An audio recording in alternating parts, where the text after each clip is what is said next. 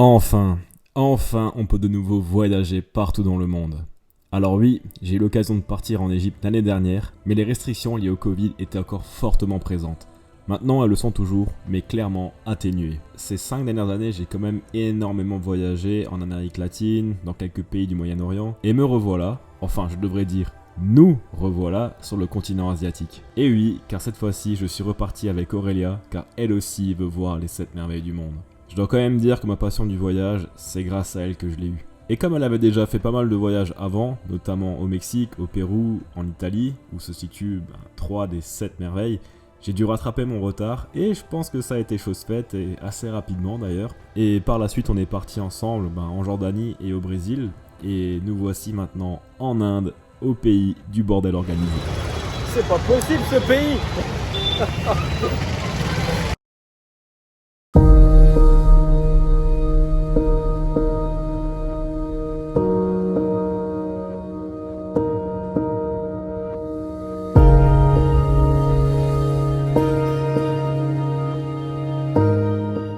Bon, le voyage en Inde a commencé très fort. L'hôtel qu'on avait réservé était fermé car il y avait des cas de Covid à l'intérieur. Du coup, on a été transféré et la météo à notre arrivée était clairement contre nous. Je vous avoue qu'on était quand même très épuisés à notre arrivée en Inde et on n'avait qu'une envie, c'était de manger un petit plat local et clairement aller dormir. Premier repas indien. Dans un endroit local. Ah, on peut faire plus local. Local mais bleu, blanc, rouge quand même. Ça ne doit pas être trop dépaysé. Oh! Magnifique. Super. Cheese and garlic. Wow, it smells Cheese good, and yeah. garlic, Okay, parfait. thank you very much. Thank you. We will. Thank you. We will. La journée de fou. Pas trop beaucoup filmé aujourd'hui, mais du coup, on reprendra tout ça demain. Quand on sera mieux reposé et quand on aura bien mangé. C'est bon? C'est excellent. Ah, les saveurs. Je vais passer rapidement sur les 3 premiers jours car clairement il s'est pas passé grand chose et je vous avoue que j'avais un peu de mal à rentrer dans le voyage. C'est la première fois que ça m'est arrivé et je vous avoue clairement que en fait là j'avais plus du tout de repères. Heureusement que Aurélia était là car au début du voyage c'est clairement elle qui m'a fait aller de l'avant. Pour notre road trip en Inde, ce qu'on a fait et ce qui se fait généralement c'est qu'on a loué un chauffeur pour 2 semaines pour faire tout le tour du Rajasthan et le lendemain matin on a pris la route en direction de Mandawa, un tout petit village et je pense qu'on peut pas faire plus local. On est à Mandawa. C'est le chaos total ici. Autant vous dire qu'on se fait accoster toutes les 30 secondes. C'est marrant la hauteur des portes. C'est où? Je vais aller là-bas. Bon, il y a de la techno là. Où ça? C'est vrai qu'en Inde, un des sports nationaux c'est le cerf-volant. C'est pour ça que t'en vois des fois voler comme ça. Entre les vaches, les scooters, Tu dois laisser Ouais, passer la vache à tes les travaux, les bouses, les flaques de merde. Alors là on est en train de rameuter tout le village derrière nous. Ils sont tellement intrigués de nous voir. En même temps on est dans des ruelles. On est vraiment au fin fond de l'Inde, dans un petit quartier. En fait, tu la ramènes en France. Ouais, j'ai l'impression. Ce serait pas la première. Ça va les cheveux. Oh là, il y a tout le monde qui vient. Hey. Voilà. Elle nous a fait du maquillage. Voilà, donc là ils sont en train de refaire toute la route. Ouh. Ils font ça à la main. Ils travaillent le goudron à la main quand même. Ils sont chauds. Bon alors juste comme ça pour revenir un petit peu sur la scène avec les gosses. Ils sont mignons, hein. Sauf que en fait, voilà, ils savent qu'en tant que blancs, on est des touristes et qu'on est clairement plus fortunés qu'eux. Donc c'est facile de lâcher des enfants et après de nous demander une petite pièce, quoi. Voilà, c'est un petit peu la face cachée, on va dire. Mais bon, ça, on s'y attendait, quoi.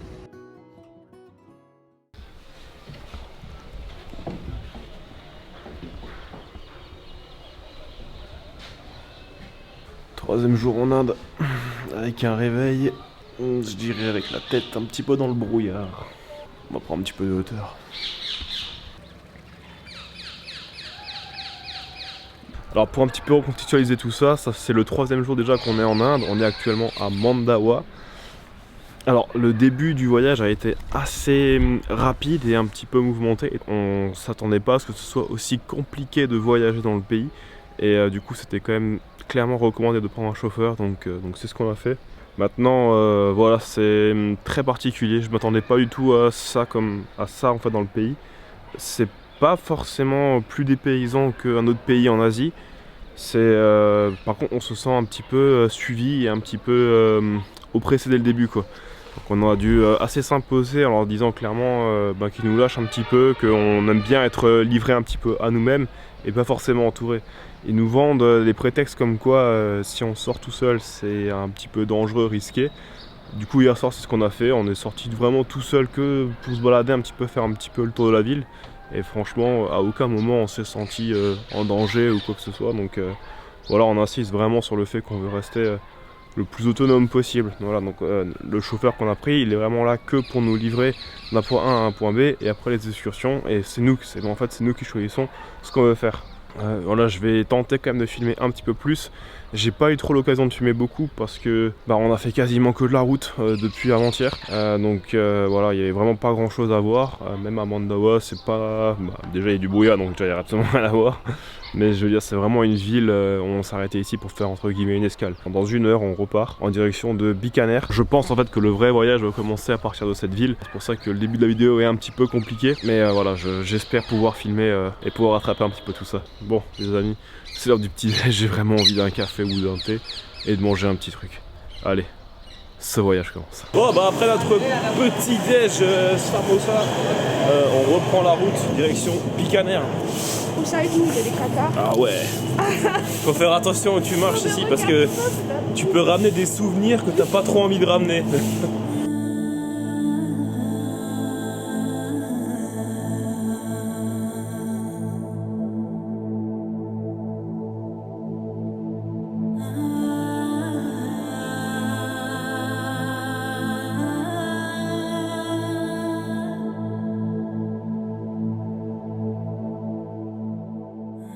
Alors, pour ce 3e jour, après avoir traversé la brume matinale de Mandawa, qui a duré quand même quelques heures, on s'est rendu dans un endroit d'un genre un peu particulier et qui personnellement m'a mis un peu mal à l'aise. Et encore une fois, je me suis dit, mais bordel, qu'est-ce que je fous là? Il s'agissait en fait du temple de Karnimata, ou plus précisément du temple des rats à quelques kilomètres de Bikaner.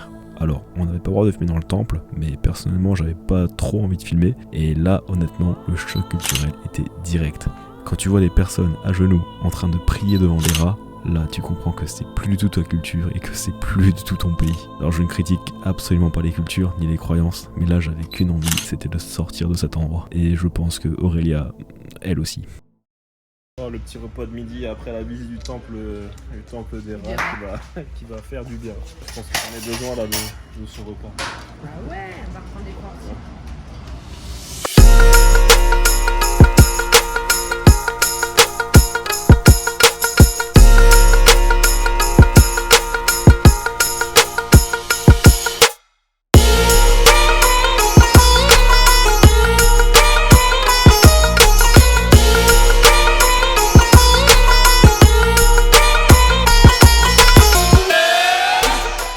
Et voilà, on est enfin un peu plus dans ce que l'on est venu rechercher ici. Bienvenue au Yunagar Fort de Bikaner.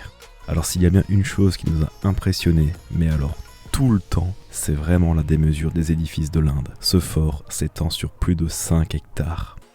Alors j'ai continué mes recherches une fois rentré en France et j'ai trouvé des informations qui disaient que le fort a parfois été construit entre 1589 jusqu'en 1594 et parfois de 1587 jusqu'en 1593. Bon, les dates sont très proches, donc on sait à peu près donner une estimation de la date de sa construction. C'est le Maharaja Rai Singh qui le fit construire. Et réaliser un tel ouvrage en si peu de temps, quand on voit les détails, que ce soit sur le bâtiment en lui-même et encore plus à l'intérieur, ça vous fait vraiment retourner le cerveau.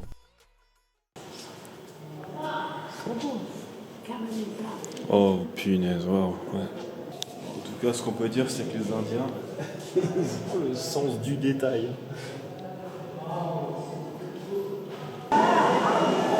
You're welcome. Big selfie, come on. Okay. Thanks. You're welcome. I got it also. Je l'ai dit, on est des stars ici. C'est tellement pas habituel pour eux de voir des touristes.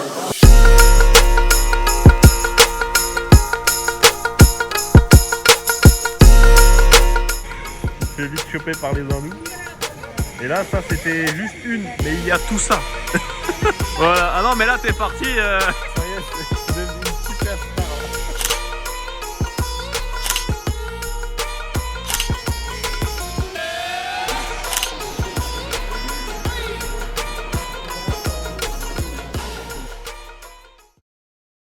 Deuxième hôtel en Inde. Et 2 fois, on se tape des mariages juste à côté de l'hôtel. Et les Indiens, quand ils font la teuf, ou du moins quand ils se marient, et ben ils se marient comme il faut, quoi. Alors oui, c'est sûr, il y a de l'ambiance, mais en même temps, on est tombé dans la période de la Saint-Valentin. Et en Inde, la Saint-Valentin, c'est un peu comme le carnaval de Rio, ça ne dure pas qu'un seul jour. Cela dure entre 3 et 4 semaines, et c'est la période où tous les couples veulent se marier. Et quand un Indien se marie, eh ben, il invite du monde. Mais il invite tellement de monde que pour héberger ses convives, il réserve parfois des hôtels entiers. C'est pour ça qu'on a été transféré d'un hôtel à l'autre, et pas qu'une seule fois. Bon bah ça y est, on quitte Bikaner, pour aller dans le désert du Thar, faire du dromadaire et peut-être aussi les manger. Et ça je pense un peu moins, on est en Égypte. On termine de boucler les sacs. Et puis bah, on se met en route. Aujourd'hui c'est la journée où il y a le plus de route, on en a pour au moins 7 heures. Let's go.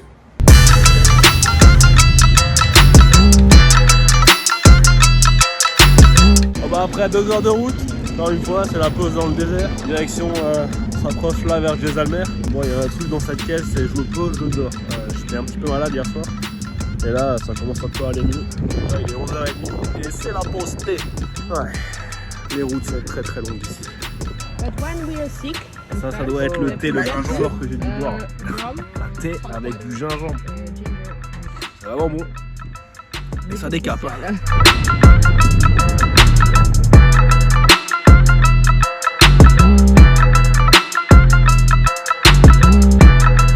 Bah voilà, on a fait quelques petits clichés, quelques petits plans d'ici du fort de Jaisalmer.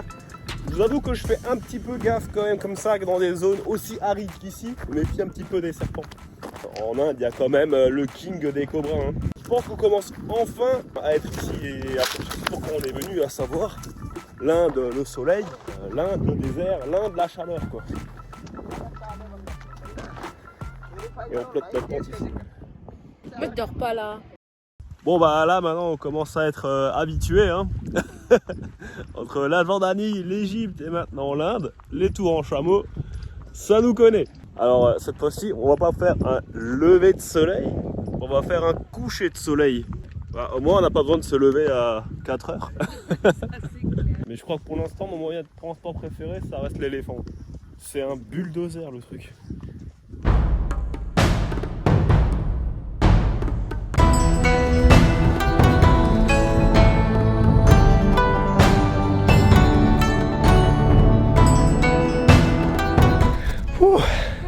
Putain, je vais faire le con là pendant 2 minutes dans le sable, ça m'a rincé.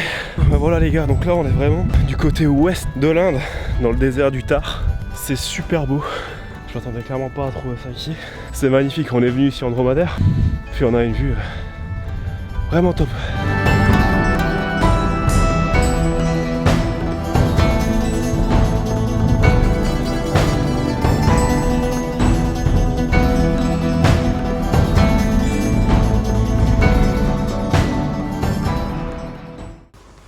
Cinquième jour en Inde, une nuit assez mouvementée je dirais. Ils ont joué toute la nuit de la musique là dans le désert. Pas vraiment remis du décalage, je sais pas, j'y arrive pas, je me réveille toujours à les 5 heures. Et là, beau lever de soleil. Bon bah voilà, on a fait notre petite nuit dans le désert. Maintenant on attend notre chauffeur, on part d'ici 20-25 minutes en direction de Jaisalmer qui est juste là-bas derrière. Maintenant on entame les 4 grosses villes du carré d'or. Je sais pas si ça s'appelle le carré d'or, mais c'est comme ça que je l'appelle. Pourquoi tu appelles ça comme ça? Parce qu'en Thaïlande il y a le triangle d'or. Ici il y a 4 villes, donc ça s'appelle le carré d'or.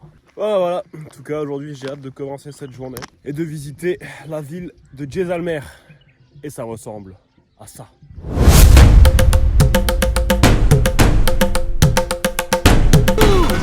C'est le chaos total. Nous, c'est là-haut qu'on va. Pip pip. Voilà.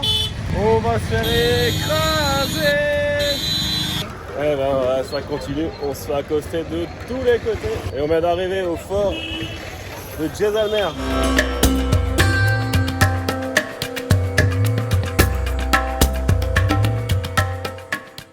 Et nous voici maintenant au Jaisalmer Fort. Alors je vous préviens, des forts en Inde, on en aura visité quelques-uns. En même temps, c'est vraiment l'héritage même de ce pays, surtout dans la région du Rajasthan. Il a été construit au milieu du XIIe siècle, le fort de Jaisalmer est le principal monument de la ville, absolument incontournable. Il constitue en effet à lui seul l'intégrité du centre-ville, entouré par ses impressionnants remparts crénelés longs de plus de 5 km. À l'intérieur du fort, la circulation est interdite aux voitures, seuls les piétons, les tuk-tuk. Et au milieu de tout ça, les vaches. Mais ça maintenant on commence à y être habitué, ils sont autorisés. On y retrouve plein de petites boutiques et de petits hôtels. Par contre, je dois dire que c'est peut-être le fort le plus sale que l'on ait visité. Il y a des déchets absolument partout. Des travaux absolument partout. Des poubelles absolument partout. Et c'est vraiment dommage, car c'est sans doute par la même occasion un des plus beaux forts que l'on a visité.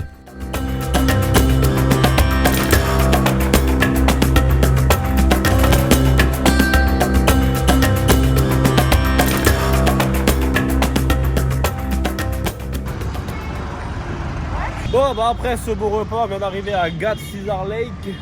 C'est un petit lac qui se trouve au bord de la ville de... On est où nouveau? À Jaisalmer.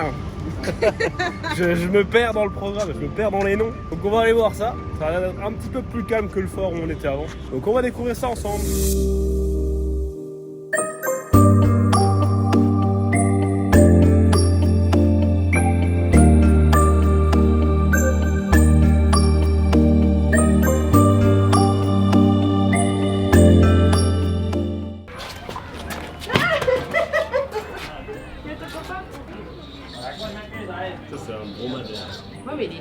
Vlog. Yeah, but just for me. Yeah, YouTube channel? I have. No. Ok. Yeah, YouTube channel subscribe. Ouais, mais au moins, il voit que t'as des vidéos en attendant. Yeah. Kita subscribe.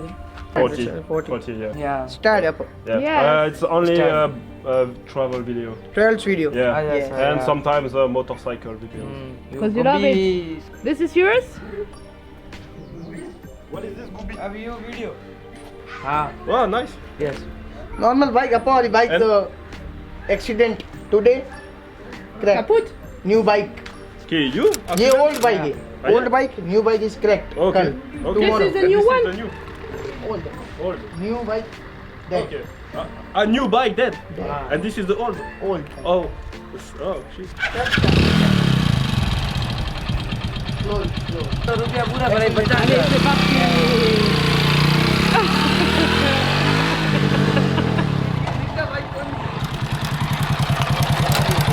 Excellent. I think you need a little bit in the wheel, and you need a little bit air on the wheel. Air. Yeah, I think. Yeah. Hava kam hai, Dani ke. Ça j'ai remarqué direct. Je suis parti, je vais oh là, il manque de l'air dans les pneus. Ouais, il a réussi Bon, à bon, sortir bon. la moto en J'ai réussi à Inde. faire ça. C'est beau, magnifique. C'est vrai, j'avais oublié. En Égypte, t'avais ça aussi. C'est inversé. En fait, tu montes les vitesses derrière et tu les baisses. Ah non. Bon bah ça c'est fait, j'ai testé la moto d'un petit jeune. On vient de recroiser. C'était quoi? C'était anglais je crois, non? Je sais pas. Je crois que c'était des British. On vient de recroiser deux mecs de hier soir où on a dormi dans le désert. Et ils tiraient la gueule. Mais je crois savoir pourquoi. Quand ils ont vu la facture de bière qu'ils ont dû boire. Putain, mais grave. J'ai- C'était l'arnaque du siècle. Une bière ça coûtait 500 roupies. Non, c'était. Si, une bière 500 roupies. Ce qui est extrêmement cher. Mais vraiment Mais on a même pas les prix. hyper cher. C'est genre 5 fois le prix. Ça Et coûte- moi j'en ai pris une. Et eux ils en ont bu je pense au Six. moins 6, c'est ce qu'on a vu. Mais la soirée a duré longtemps. Donc ça devait sûrement être pour ça.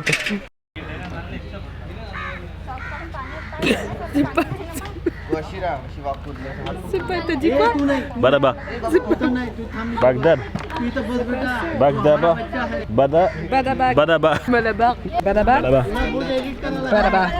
Badaba. Voilà. Situé à 6 km. En fait, c'est notre chauffeur qui nous a conseillé cet endroit. Il voulait nous amener ici pour le coucher de soleil, donc voilà, c'est ce qu'on va faire. On aura bien profité du coup des 3 lieux qu'il y aura à faire ici. À savoir le fort de Jaisalmer, le lac coucher Le du lac de soleil, quoi? le lac de Garcici-Germa... je sais pas pourquoi. Garizar Lake. Garizar Et on va où, Lake.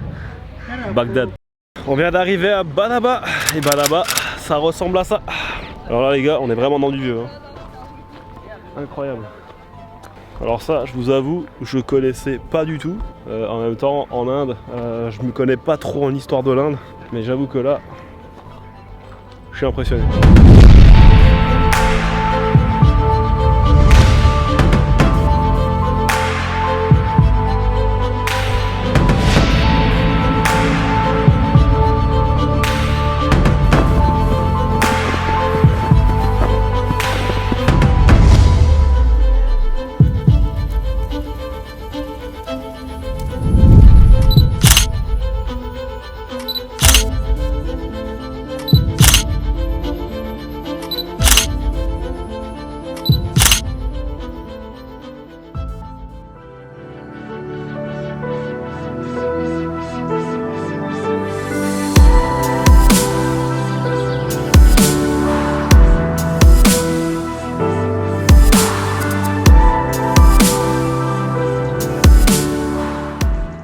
Et on continue notre périple à travers le Rajasthan. Et nous voici maintenant dans la ville d'Udaipur. Alors depuis notre hôtel, on pouvait apercevoir un temple gigantesque et c'est par ça qu'on a décidé de commencer. Il s'agit du temple de Jagdish et je vous laisse admirer les détails sculptés sur la façade de ce temple.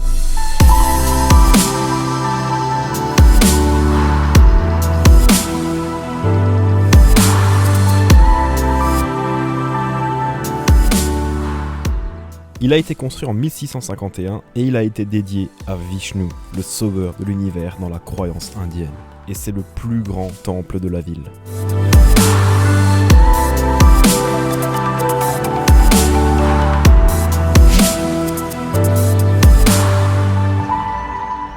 Bon alors après avoir visité le temple Sri Jagdish Mandir, on se dirige maintenant vers le City Palace.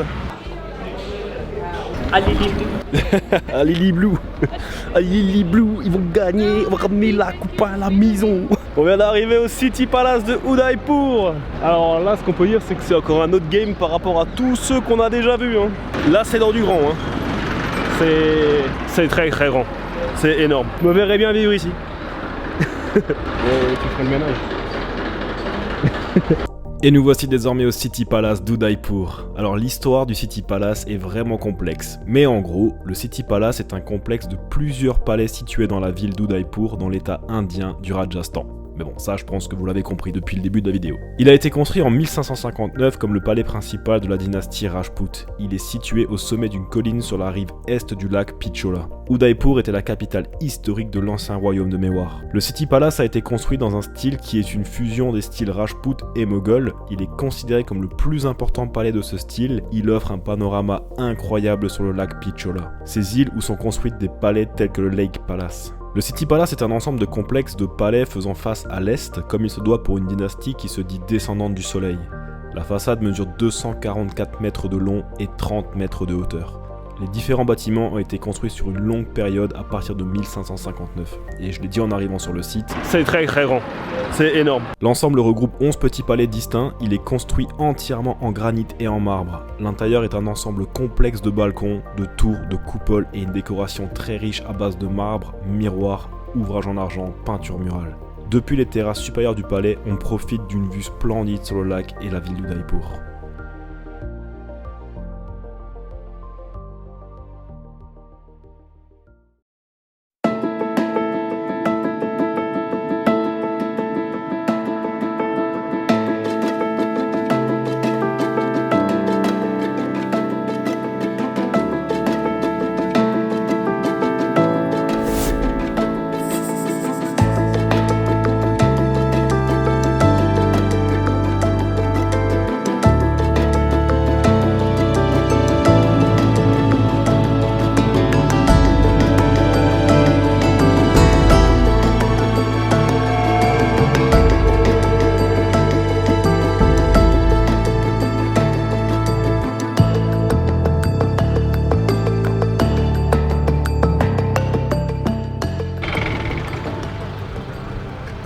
on vient d'arriver au Amber Fort. Le fort de Ambre. Le fort rouge de la Ville Rose. La Ville Rose de Toulouse. Non, de Jaipur. Mais on l'a rebaptisé comme ça, on l'a un petit peu franchisé quoi. Et ici, on a le lac qui est juste devant le fort. Il y a des panneaux attention aux crocodiles. Donc si vous voulez faire un petit peu de trempette, bah à vos risques et périls quoi. Alors faut savoir quand même que ce lac, ça lui arrive parfois d'être totalement à sec. Il n'y a pas de pluie, donc très peu d'irrigation, du coup totalement à sec. Là on a de la chance, il y en a quand même un petit peu. Donc ça fait plaisir de voir ça. Donc je sais pas si on voit bien, mais un petit peu plus loin là, tout ça. Il y a toujours un mur d'enceinte qui entoure les forts quoi. On a rebaptisé ça la muraille d'Inde, la muraille d'Inde de Chine.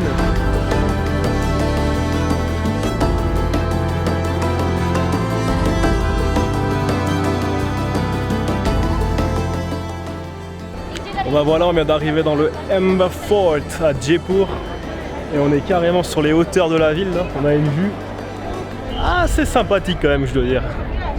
Et donc là en fait on se trouve dans la cour principale du fort et franchement les détails de la construction, et ben c'est comme tous les autres forts qu'on a vus, c'est incroyable.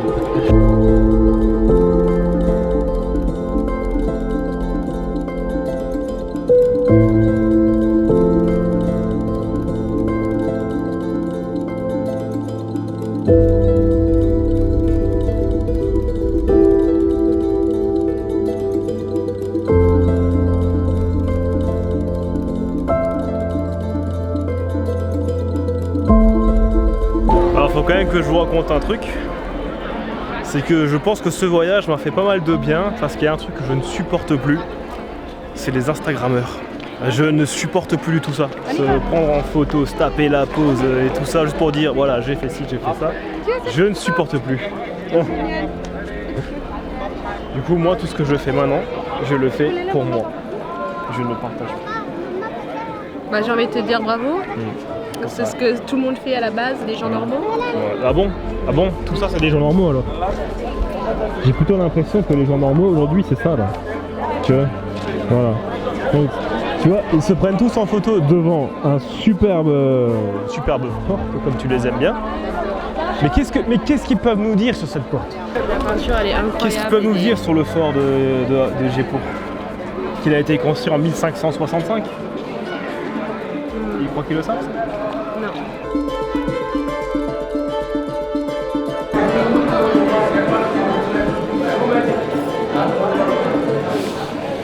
Ok, là je suis sans voix.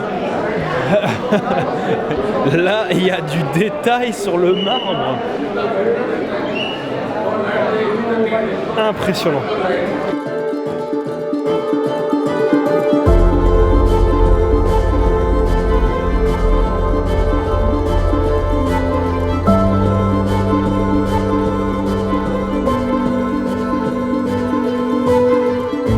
Toi aussi Instagram? Instagrammable. Putain vraiment. Ils sont partout. Je ne passe plus entre les murs. Non mais sans déconner. Amber Fort, je racle les murs, le temple racle les murs. Bah quoi? Au moins moi je suis dans la vraie vie. Qu'est-ce qu'il a? Qu'est-ce qu'il a monsieur? Hein? Qu'est-ce qu'il a? Bah oui, putain, ça fait flipper.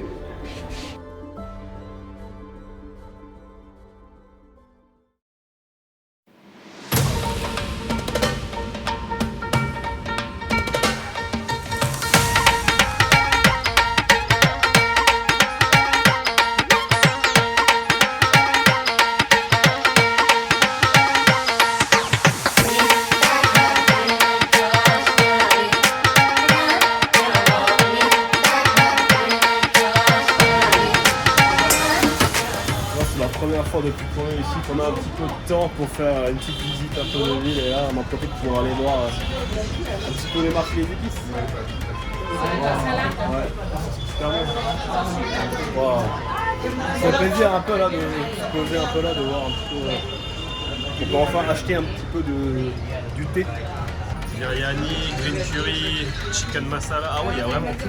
Thé à la menthe, ginger lemon tea. Ah Ouais. Ah, je vais en prendre. Ah, je crois que je vais me faire un peu plaisir là. On va crever. c'est pas possible ce pays. Ouh, les amis, bienvenue en Inde. Ici c'est la capitale du bruit, des tuk-tuk et surtout des vaches. Alors là, je peux te dire que tes 5 sens sont continuellement en éveil. Tu dois regarder devant, derrière, au-dessus, mais aussi en dessous. Alors en fait, là on est en train de marcher parce que notre chauffeur nous amène à l'hôtel. On peut pas se garer devant l'hôtel où on est, donc du coup on y va à pied. Oh là là là, c'est incroyable. Devant, derrière, partout. Regardez juste ça.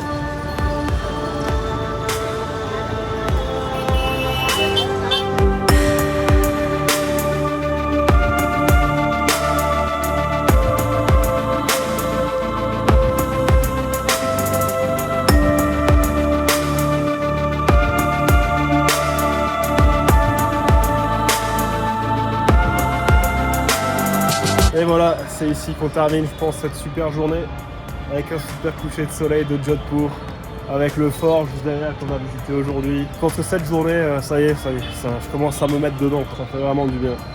Bonne soirée et puis à demain.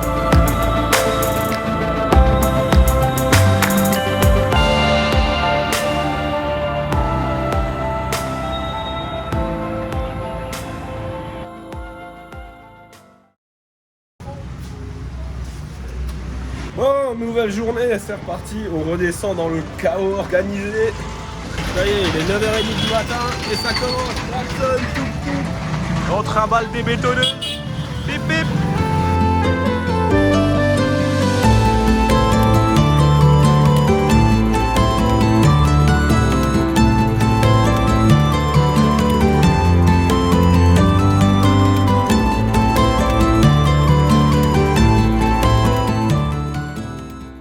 Ici ils nous servent des thés dans de la terre cuite made in Souffenheim. En fait ce qu'ils font c'est comme c'est très naturel. En fait une fois que tu as fini de boire ton thé et à boire, en fait après tu jettes ta tasse dans la nature.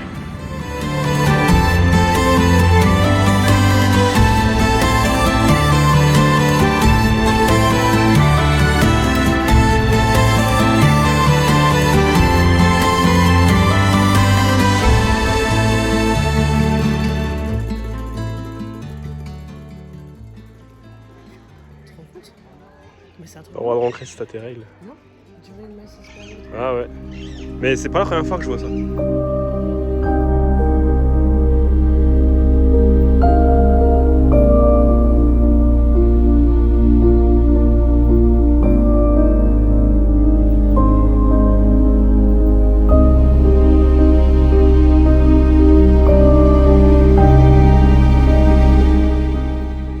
Et nous voici arrivés au temple d'Adinata à Ranakpur. Un temple totalement isolé dans la chaîne de montagnes des Aravallis. Ranakpur est une petite cité du Rajasthan située à une 60aine de kilomètres au nord de la ville d'Udaipur. Le site doit sa notoriété au groupe de temples qu'il y a dans la région et il fait partie des 5 pèlerinages majeurs du jaïnisme. Le temple le plus important est celui d'Adinata. Il est l'une des plus belles et plus vastes constructions jaïnes de l'Inde. Il fut érigé par un riche marchand d'Arnasha.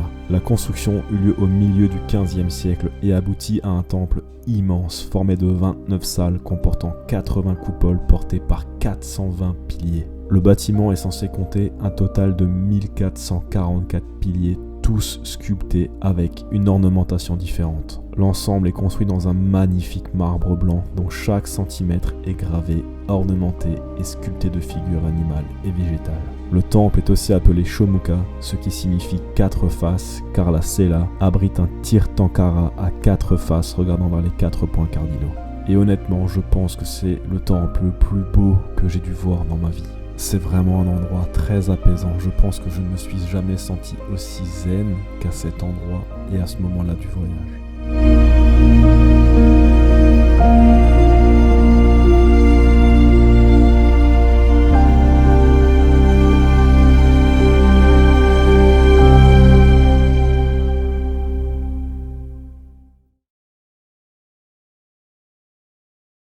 Bon bah voilà, on laisse derrière nous le temple Jain. Incroyable, je m'attendais clairement pas à voir ça. Je pense que décidément il y a encore beaucoup de choses qui vont me surprendre en Inde. Il y a vraiment plusieurs visages dans ce pays, c'est impressionnant. À la fois c'est un pays où c'est le chaos total et à la fois t'as des temples comme ça. Les élites. Enfin, c'était sublimissime. Là, pour le coup, je reste en voix.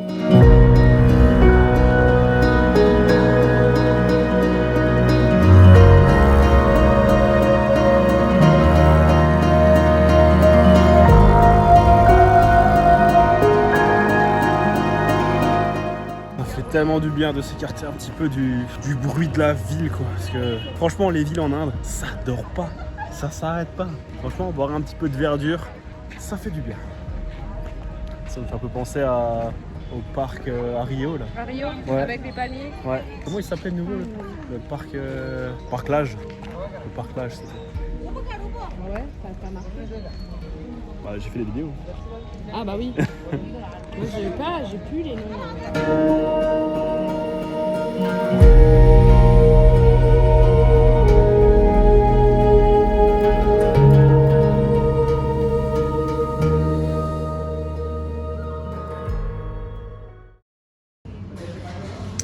Bah alors on a commandé un plat de pâtes ce soir et désolé de dire ça mais les Indiens ils savent y faire en pâtes.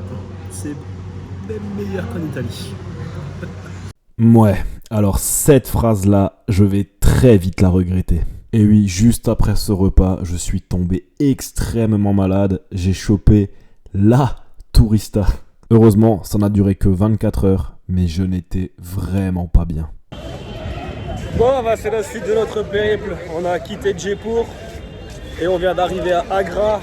Il est un petit peu moins de 17h. On a encore eu le temps de choper des billets pour entrer dans le Red Fort.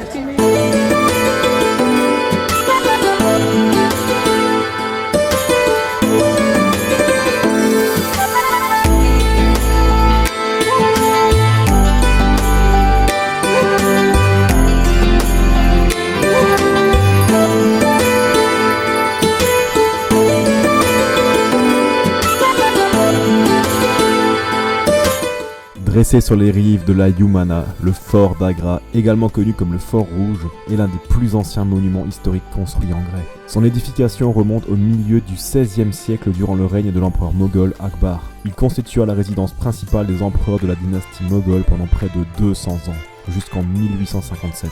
Son nom vient de la traduction de l'hindoustani Lal Killa, en écho à ses murs en grès rouge. Développée et décorée dans l'art moghol, la construction originale du fort rouge d'Agra a été entreprise par Akbar. Cependant, tous ses descendants ayant successivement résidé dans le monument ont fait aménager à l'intérieur un nouveau bâtiment et palais. Par conséquent, le site comporte diverses dépendances témoignant de la présence de différents souverains sur les lieux, tels que Jahangir, Shah Jahan et Aurangzeb, le fils de Shah Jahan. Le principal crédit de sa fondation est accordé à Mohammed Kazim Khan.